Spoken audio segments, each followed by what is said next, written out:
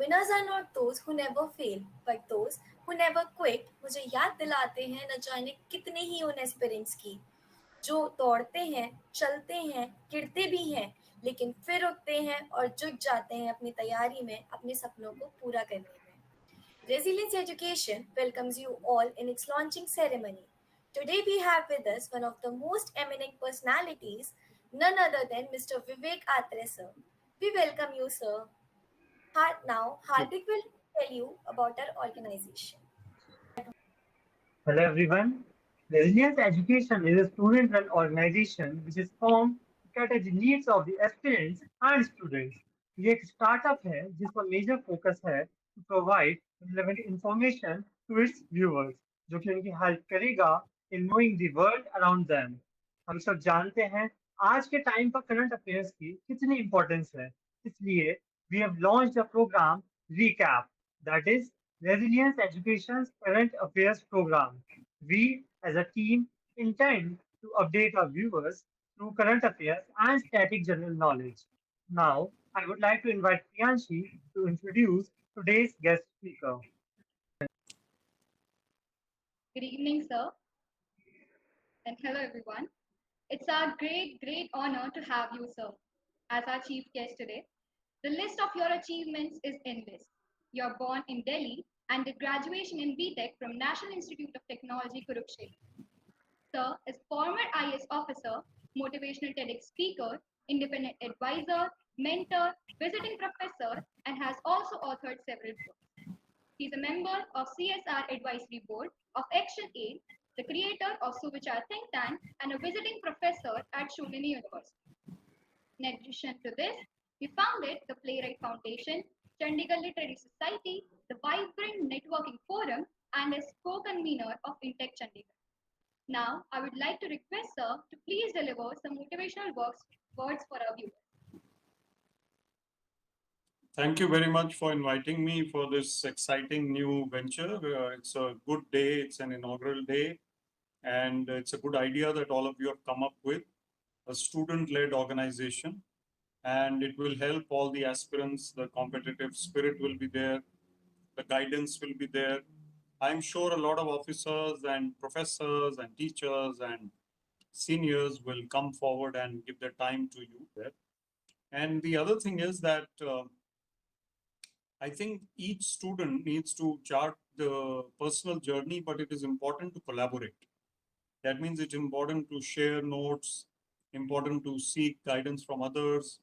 And when we work together, then there is no chance of success. Sometimes people feel that if there are two people in the same competition, then we should not share too much because there is competition. But I think that is mistaken, because there is everything to be gained in collaboration and working together and sharing notes and ideas. And the competition of these exams in India, UPSC, etc., is so vast that there is nothing that you will lose by sharing with others. And the other thing is, I can start with a story of two IAS officers who eventually made it to the IAS. One of them was preparing for the UPSC exam for the third time. The other one was preparing for the first time, and they were studying together.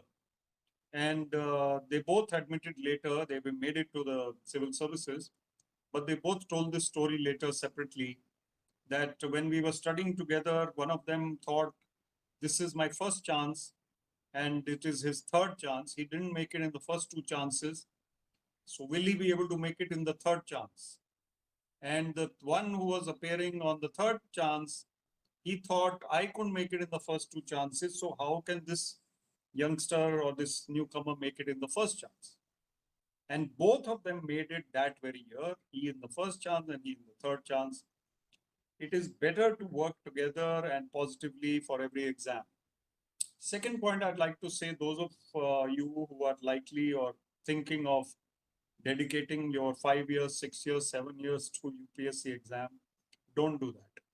Maybe you can give it 3 years. That is my advice to everyone. Don't give it 6, 7 years. And if you come close in the second, third attempt, then you can think of another one also. But it is very important to keep your career on track. And recently, I've been quoted in many videos on a very popular Ranveer show that there are, we should do this, do that, and people think that, it might not be worthwhile studying for so many years. And I totally agree. It is important to keep something else in mind while studying for competitions. Now, you might think, how can we do both? How can we study for civil services and also do a job or do another course? We should dedicate full time to this. But I personally think it is better to balance. Even if you are doing 20, 30% of something else, it is important to do that, because after 2 years, 3 years, whatever, you will not feel bad about having squandered that time. And it is very, very important to know that it is a tough competition. Of course, UPSC is the toughest. There are many other competitions which you can appear for, civil services, other central services, EPFO, etc., police forces. There are many, many opportunities. If you prepare for the top competition of UPSC, then other competitions anyway are going to be easier than that. And you also know on the lighter side that ChatGPT appeared for the UPSC exam and failed the exam. So even ChatGPT cannot crack it. It needs your personality. It needs a human touch. And prelims, mains, and personality test, these are all very well thought out parts of the process. I am now mentor to many UPSC aspirants, and we have conducted mock interviews for many of them who have made it to the interview. And in the beginning, when they start, I am also mentor to an academy called Vivek IAS Career Academy. I tell them that you must have a strategy. Second, you must study smart. Third, you must be strong at one subject, which is your optional. And fourth, you must have the general awareness, which is the general studies. And fifth, you must have communication skills. You must have the ability to express what you're saying. And in that, I must say that Hindi, English, whatever your language is, whichever language you use, it's fine. Everybody doesn't need to know English. Everybody doesn't need to be fluent in English. It's okay to be partly knowing English and fully knowing your other language, your mother tongue. So it's important to be good at whatever you express yourself in. So I think this is the crux of the competition. I've given you an overview. And this overview also includes the fact that at the same time, you have to remain physically and mentally fit. That means you cannot become a slouch or a couch potato. You cannot be studying so much that you are sitting only and doing nothing. So your efficiency is more important than your inputs. Your input may be 8 hours, but your mind is only producing 3 hours of output. Then there's no point. It's better to sit for lesser time and have more output and spend more time outdoors doing some exercises, jogging, sports, and also good conversations with others, books, reading other books, and meditation, creative activities like music, art, poetry, writing, whatever you like. So all these things are very important. Right from the beginning of my career as a speaker, after I resigned from IAS, I have been emphasizing this multi-dimensional personalities. So if you have a multi-dimensional personality with a creative bent of mind, then you will do very well, even in the UPSC or the civil services, and you will do very well in life. So my book is called Finding Success Within. That is one of my books. And this book is particularly for youngsters who are looking to make a mark in life. And in that, one of the quotes that I came up with is that life is not about marks. Life is about making a mark. And you have to work hard and get marks, of course. You have to work hard and get a good job or career. But making a mark is something else. That means impactful living, asardar zindagi. And we have to really work hard to create a life which matters. We cannot be dull, routine kinds of people. Even if we join the civil services, we may be dull, routine. Even then, we have to make a mark. So it's important to have that passion and that innate passion, which will make a mark. So the other next point that I want to talk about is balance. And I just hinted about it. If you're a balanced personality, you will do better. If you are a personality who is restless or obsessed or worried or angry or too much in anything, aggressive, or on the other extreme, you are too shy or too quiet or too, introvertish, or you are totally slow in your work, that also won't work. So either extreme doesn't work. Balance is the key. You can be dynamic, but you can be calm at the same time. These are motivational tips that I'm giving you. Dynamism and calmness can go together. Nobody will tell you this. So I've realized in my own career, I was Deputy Commissioner of Panchkula. I was Director Industries and Director IT. I'm telling you all these because that inspires you a little bit more. So all these postings, I realized that I need to be calm in the mind. So many people are coming to meet me. Director School Education has hundreds of people every day. And you have to be calm, but you can still be dynamic, quick, and impactful with momentum. So it's very important that you balance your mind for that.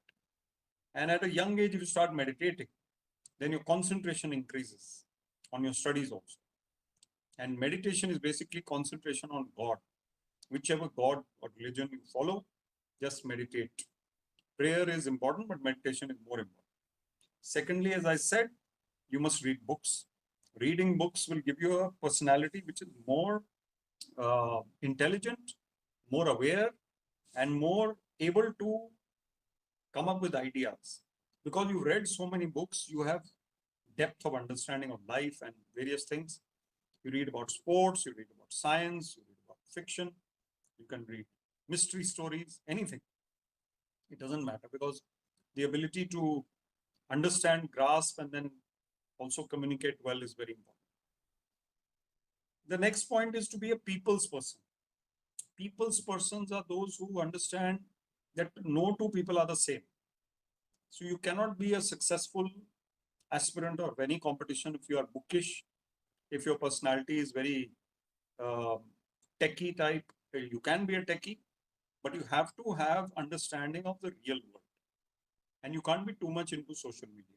You have to balance again. You have to understand that people are motivated by different things. And some of them want to talk about cricket, some want to talk about politics, some want to talk about crime, etc., which is wrong, of course. But if you want to talk about something and you are a good conversationalist, you understand that other people are different, you will be able to adapt to any situation and any person. And if you talk to someone from a lower strata of society, economic strata is lower, then also you'll be able to be comfortable. And tomorrow, if you have to meet the chief secretary or the DGP or the director general of whatever, again, you'll be comfortable. As a youngster also, you can be comfortable in any situation. So you're a people's person. You understand different people, different qualities, different mindsets, different backgrounds. India is a country with a vast diversity. So we are not like Finland or New Zealand where everybody, New Zealand has diversity. But many countries like Finland, Denmark, etc., may have very same looking people, all good looking, blonde and 6'4", but there is no diversity. And that diversity is something which we all need to accept and also be part of intelligently. So we need to understand that India is also culturally very strong, and we have backgrounds. Everybody has a background. Everybody has a history. You can't have any family which has no history.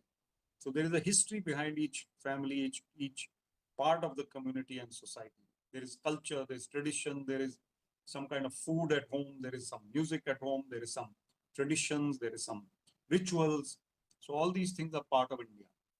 So if you are very fond of appearing for competitions, go ahead, but also be good at your own career, that is your own subject, and try and make a mark in whatever you do. So I think I'll close here. I'll take some questions. What I'd like to say at the end is that a young officer who joins the civil services can make a mark, can do a lot, and we need good Indians, good young Indians into the civil services, definitely.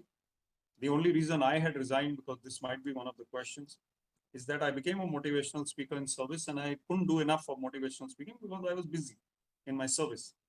But I wanted to do more of this. Now I travel all over India and I go everywhere, and I am online also, offline, and I engage with a lot of young people every day. And I feel that I'm doing my little bit for society. And because I'm a former IAS officer, so everybody takes me seriously, and therefore they listen more. And whatever I say it so that it helps them. So it helps you to be receptive. And if you can be positive, you can be cheerful, you can be creative. And my 7 C's, which I often give, I'll give you right now to close. I won't be going into details. We just I'll just say them very quickly. The first one is courage. The second one is character. The third one is creativity. The fourth is calmness. The fifth is cheerfulness. The sixth is contentment. And contentment means santushti. It means we are happy with what we have and we are not frustrated. So we can always aspire for more and better, but we are thankful for what we have. And the seventh one is compassion for others, empathy for others. And the eighth one, which is a quality, seven qualities, and the eighth one is a skill, communication skills. So all these C's are important for you, and you can work on them. Everybody has them, but some are less, some are more, and we need to work on them. So all the best to you, and I'm glad to be here as a guest with your group. I'm sure everybody who watches this particular inaugural ceremony and going forward, whatever programs you have, they will be useful. I feel very excited when young people like you take up a new venture like this. It's a very exciting thought that you're thinking ahead. You're not going into a routine life. You are leaders in your own way. So go ahead with full zest, full enthusiasm, and all the best. Jai Hind. Thank you so much, sir, for this wonderful interaction and enlightening us to your motivational words. Your speech truly inspired us. Now, with Thank your you. prior permission, we would like to carry forward this event with a short Q&A session. Yes, go ahead. Thank, thank you so much, sir. Now I would like to address a few questions that we as a student, as aspirants, and our viewers have for you. Sure. The first question that I want to connect with the motivational words that you give, which introduced us to meditation, exploring our hobby, and keeping a balance. Connecting to those, I would like to ask, like we all know that how uncertain this level or this kind of job is, the UPSC selection and preparation is. So while preparing for this kind of uncertain jobs, how should we keep moving ahead? Yeah, so life itself is not predictable, and there are uncertainties which are part of life. We should accept that. Nobody can have 100% smooth life. And even the richest man or the most powerful man in the world will have unpredictable events happening. Here we know that it is dicey, it is uncertain as a competition. And competition by nature means that anyone can win. Even in sports, we see that sometimes you lose, sometimes you win. Someone like Mr. Neeraj Chopra is doing very well. But one day, I hope it doesn't happen in the Paris Olympics, but one day he will have to understand that there may be somebody fitter than him. And maybe he has a bad day. So even he, the greatest javelin thrower on the planet, will have to take ups and downs in his stride. And what you said, keep moving on despite the uncertainty. At times you will feel worried. At times you will feel low. And it is normal. But to overthink is not good. And I often talk about that in my talks. Oh, too much of social media is also not good. It can be, social media can be there, and you can set aside a time for it. You can be strict with yourself a little bit. When you're watching reels, I've been talking about reels all over India, that restrict yourself and sleep on time. 7 hours of sleep is very important, and that will make you fresh for the rest of the 17 hours. Otherwise, you won't be able to be effective. So I think moving on is important despite all the uncertainties. Those who move on despite the uncertainties are the ones who win. And those who feel low and they don't want to move on, or they feel that I can't do it, then they have to find another way, because it's not going to work otherwise. So we really have to be strong, and let us not take everything too seriously also. We give our best and then leave the rest. So that is the way. Thank you. Coming to our second question, sir, I would really want to ask, like, we are starting with our current affairs program. So can you please share your views about the importance of current affairs in like these competitive exams? Yeah, I just want to clarify one point, that though I was not a successful UPSC aspirant, I joined the Haryana Civil Service and I joined the IAS later by being promoted from Ex-IAS to IAS. But my current affairs has been very good always. And I have always been sharp on that. I personally feel that current affairs is something which should be a habit. It should not be a study. And when you make it a habit, that means that anything which is coming your way, you are picking it up all the time. You don't have to be always studying. Sometimes you hear something, you watch something a little bit. You don't have to revise it much because you don't have time. Current affairs is not much about revision. It is about understanding and ingraining what has happened. So even once having heard something, maybe there are spellings or names or dates or facts that you have to read always. And I have always been sharp check at times. But having heard something once, at least multiple choice questions should not be difficult to answer. Because you know that out of these four, this is the one I heard. It can't be confusing. So I think you have to just have a habit of understanding the fact that current affairs means awareness and having interest in things which are not yours. So if you're not a music person, then also studying a bit of the music part, getting some current affairs from there.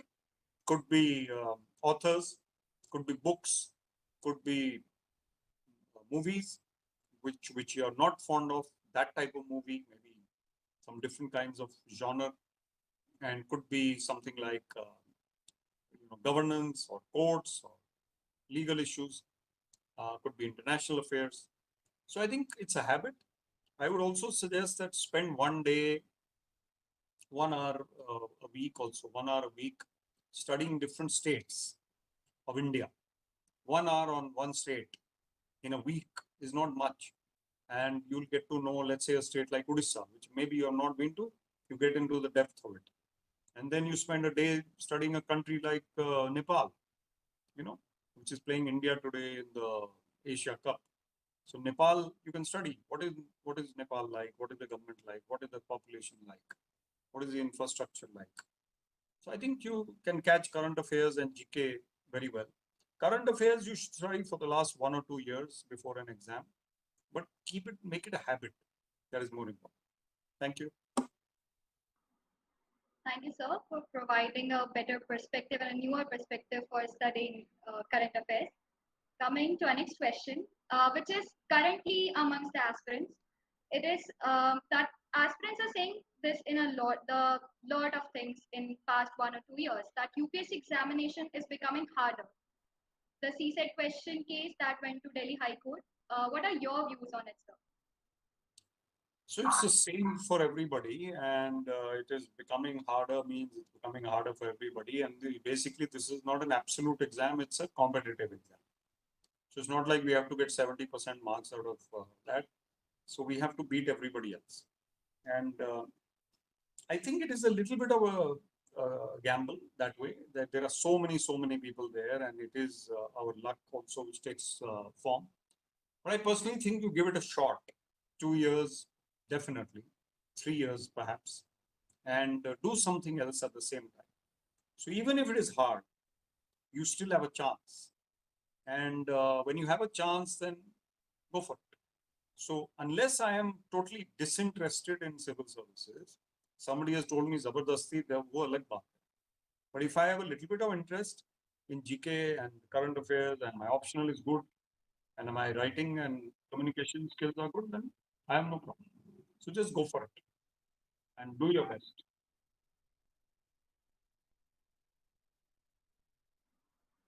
Thank you, sir. Now, coming to our next question, that it is always mentioned that IAS is a very diverse job. We have heard in a lot of interviews and by a lot of people.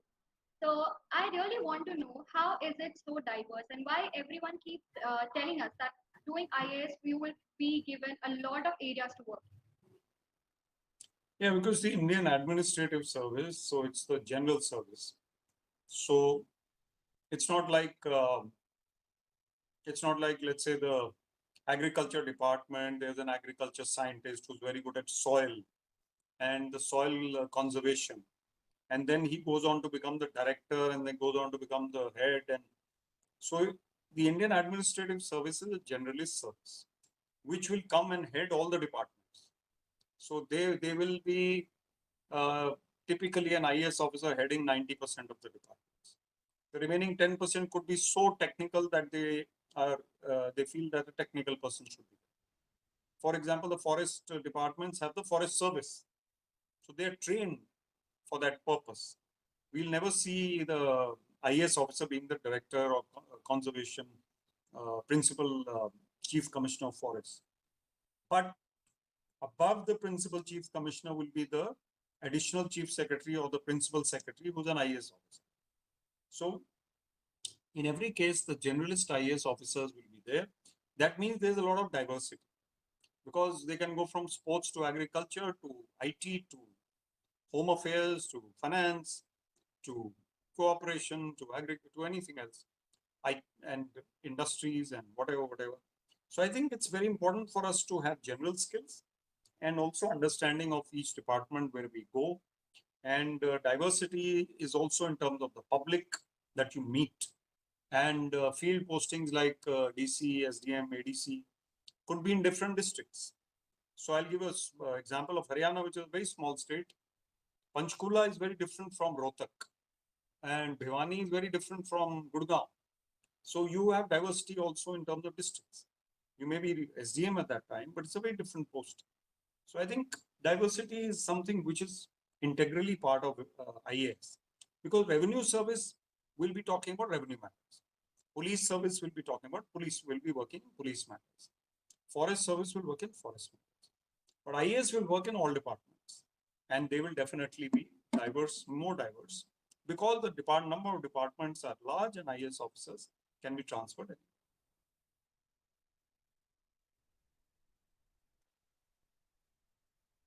Yes. Yes, sir.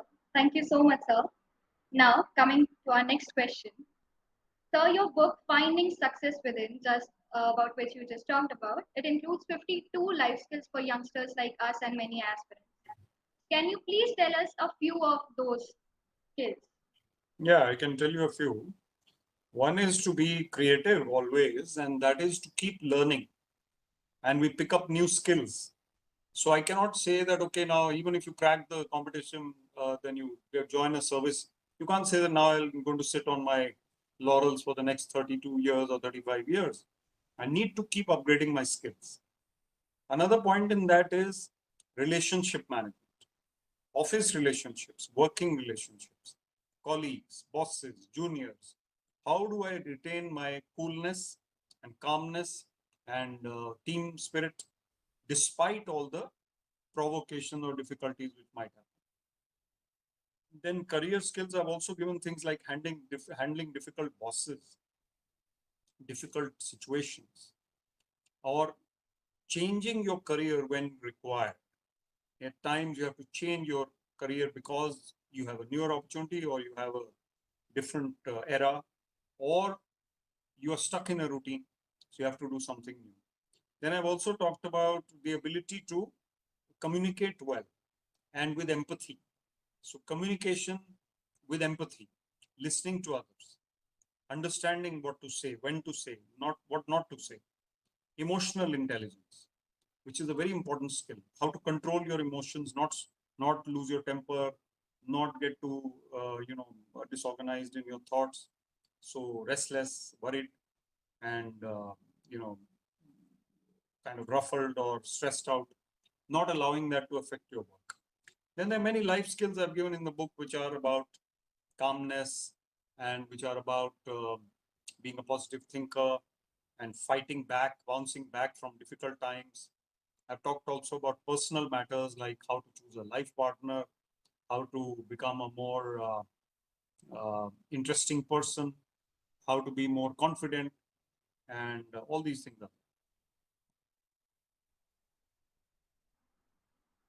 Thank you, sir. Now, our next question to you is me quoting your words that you said in the TRS podcast that it is easy to criticize. So we really want to know that where the criticism is most when we are starting something and we are getting like we are getting failures and getting criticized for that, or when we are at a higher level like some IS officer or something, and how to deal with such situations. No, criticism is a part of life and it's always going to be there. It's easy to criticize, so people will keep criticizing all the time. And somebody or the other will always be difficult. So whether you're starting out or you're senior, it doesn't matter. Of course, when somebody's in power or somebody is very in a good post, then there will be people who are jealous or they are not happy that he is in power and why am I not? It's like politics. The opposition party will obviously criticize the government, but that is democracy. In a office situation, the CEO is there and the next man wants to become the CEO, so he will silently criticize him because there is a human tendency. There's nothing to worry about. Criticism is part of the game. Even Mother Teresa could not keep everybody happy, or Nelson Mandela, or Mahatma Gandhi, or even Lata Mangeshkar. Some people criticize, which is crazy. But anyway, the thing is that there have to be you have to take it in your stride and not worry too much about what people think. So it's easy to take pot shots at somebody, but it's difficult to do something. And when you do something, then there will be people who are criticizing you. It's okay, as long as you are going the right path. If you start becoming selfish yourself, or you start troubling others by virtue of being so selfish, or you are rude to others, then you should realize that people are criticizing you correctly. So you have to analyze, introspect. Maybe there is something which is constructive criticism. So I think it's a part of life, whether you are junior or senior, and it will always go on. But I think you should be balanced and try to improve if you feel it's correct. And if you feel the criticism is not correct, or just go on and do what you have to. Sure. Hello, sir. I would like to extend my sincere gratitude for gracing our event with your presence and delivering such an insightful speech. Your words added immense value to this auspicious occasion of Teachers' Day. As we all know that a teacher is the greatest mentor in one's life and play a substantial role in lighting the way for his students. We are fortunate to receive mentorship on this occasion from the most esteemed mentors of the country. I would also like to acknowledge the thoughtfulness with which you have answered all the questions during our Q&A session, providing us with a greater understanding and clarity of thoughts. Your wisdom and experience were evident in every word you spoke, and your message resonated deeply with our audience. Your speech not only inspired us, but also left everyone in this room with a sense of motivation and purpose. Your words serve as the lighting path for the younger generation and a source of motivation for us to strive for excellence in our own endeavors. Now, I would like to invite Hardik Chaturvedi, the founder of Resilience Education, to extend his warm gratitude on behalf of the entire organization. Thank you, Smriti. Very good evening to one and all. It is with great pleasure and a deep sense of gratitude that I stand here to propose a vote of thanks for esteemed chief guest, Mr. Vivek Atray, sir, who has graced us with his presence today. We are profoundly grateful for the time and effort you have dedicated for being with us today, sharing your thoughts, and imparting your valuable knowledge. I would also like to extend my thanks to all my team members who have worked day and night to make this event a great success. Resilience Education is trying to work at its full potential and it's aiming to strive for the future endeavors and by helping aspirants and students in boosting their knowledge. Once again, on behalf of our whole team, I extend the sincerest thanks for gracing this occasion with your presence, sir. We look forward to more such enriching events. Last but not the least, I would like to conclude this event by my favorite lines. The words are lovely, dark, and deep, but I have promises to keep, and miles to go before I sleep, and miles to go before I sleep. Thank you so much, sir.